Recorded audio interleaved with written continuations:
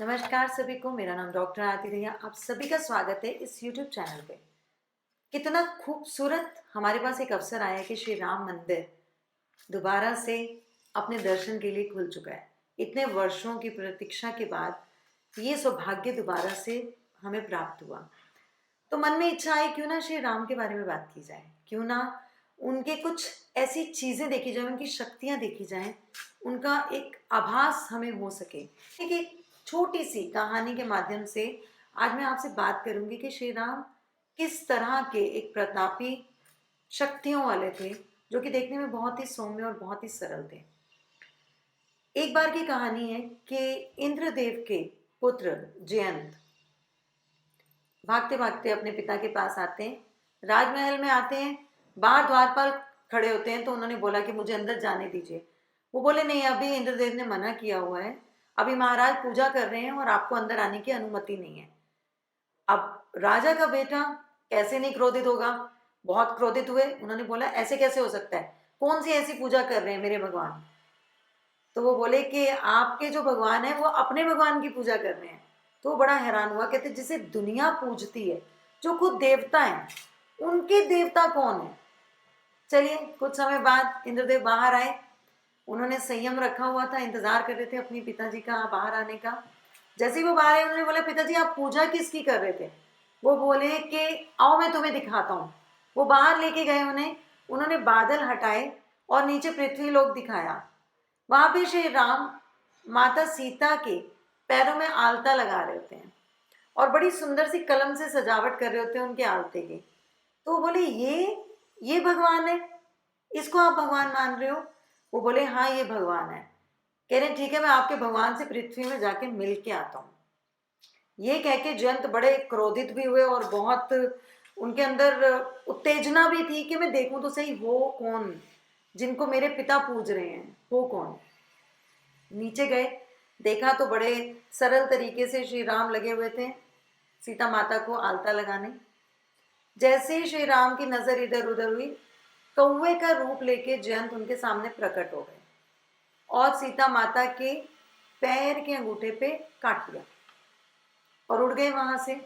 अब एकदम देखा जैसे ही श्री राम ने कि वो लहूलुहान हो गई हैं, तो उन्हें बड़ा क्रोध आया। उन्होंने गुस्से में रामबाण छोड़ दिया। अब जहां जहां जयंत वहां वहां रामबाण। आपको पता ही है श्री राम भगवान के बाण से कौन बच सका है।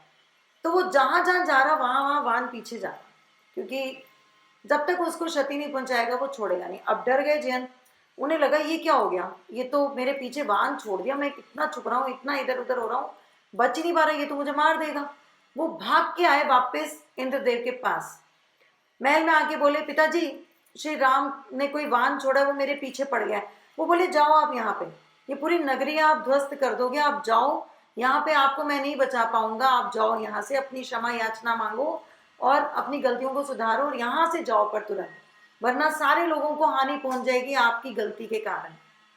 बड़े रुष्ट होके वो दोबारा भागते हुए पहुंचे ब्रह्मा जी के पास।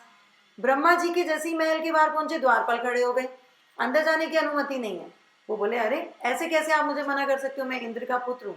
बोले बिल्कुल हम मना कर सकते हैं, क्योंकि अंदर महाराज इस टाइम बहुत दुख में है। वो बोले किस चीज का दुख है। कह रहे वो अंदर बहुत दुखी मन से विलाप कर रहे हैं, क्योंकि नीचे श्री राम जी और सीता मैया को देख के, उनके कष्ट को देख के उन्हें बड़ी तकलीफ हो रही है।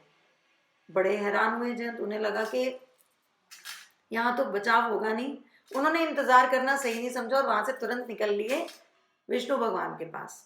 अब जैसे ही विष्णु भगवान के पास गए, वहां द्वारपाल खड़े थे, उन्होंने पूछा कहाँ है श्रीहरि। वो बोले श्रीहरि तो पृथ्वी में गए हैं। बोले पृथ्वी में चले गए, कहते हैं हाँ वो तो पृथ्वी में है। उन्हें समझ नहीं आई, वो वहां से फिर दोबारा उड़े। अब उड़ते उड़ते भ्रमण कर रहे थे, क्या करें, जहां जहां वो पीछे पीछे रामबन, बेचारे करें क्या, कैसे मुक्ति पाए। अब घूमते घूमते कौन मिले उन्हें, नारायण। नारायण जी हाँ, नारद मुनि मिल गए। अब नारद मुनि को उन्होंने पूरी अपनी जो कहानी है वो सुना डाली कि ऐसा हो गया मेरे साथ नारद मुनि, अब मैं क्या करूं। तो वो बोले देखो ये रामबाण है। रामबाण मतलब सुनते ही होंगे आप लोग सरल भाषा में भी, रामबाण इलाज है ना, जिसको कोई हिला नहीं सकता। तो रामबाण है जिसको कोई हिला नहीं सकता। तुम्हें श्री राम से क्षमा मांगनी होगी, अपनी गलतियों को दोबारा से सही करने की अनुमति लेनी होगी और अपने जीवन को बेहतर करना होगा और उन पर भरोसा करना होगा और उन्हीं के पास जाना होगा, क्योंकि ये वान कोई और रोक नहीं सकता सिवाय श्री राम प्रभु के। अब जयंत थे तो बहुत क्रोधित, पर मरता क्या ना करता, वही वाली कहानी है। वापस पहुंचे वो श्री राम जी के पास और हाथ जोड़ लिए सीता मैया और श्री राम के आगे कि मुझे क्षमा कर दीजिए, मुझे क्षमा कर दीजिए, क्योंकि जो जाने अनजाने में मुझसे गलती हो गई, जो मैंने माता को क्षति पहुंचाई, ये मेरा एक पाप था, मुझे इसका निवारण दीजिए, मुझे इस राम बाण से मुक्ति दिलाइए, नहीं तो मेरी मृत्यु हो जाएगी। अब श्री राम हैं तो दिल के हम सब जानते हैं नर्म ही हैं और बहुत कोमल स्वभाव के हैं। उन्होंने उन्हें क्षमा कर दिया, कहते हैं ठीक है तुम्हें मृत्यु दंड नहीं मिलेगा, पर अब ये रामबाण विफल तो नहीं जाएगा, अब ये निकल चुका है तो ये कुछ ना कुछ तो करेगा। अब तुम हो भी कौवे के रूप में, अब पता नहीं क्या होगा, कहाँ जाके ये तुम्हें क्षति देगा, लेकिन एक चीज तो तुम्हारी पीड़ित करेगा ही करेगा। बस ये कहना ही था और इतने भर में जाके बाण सीधा कौवे की एक आंख में लग गया।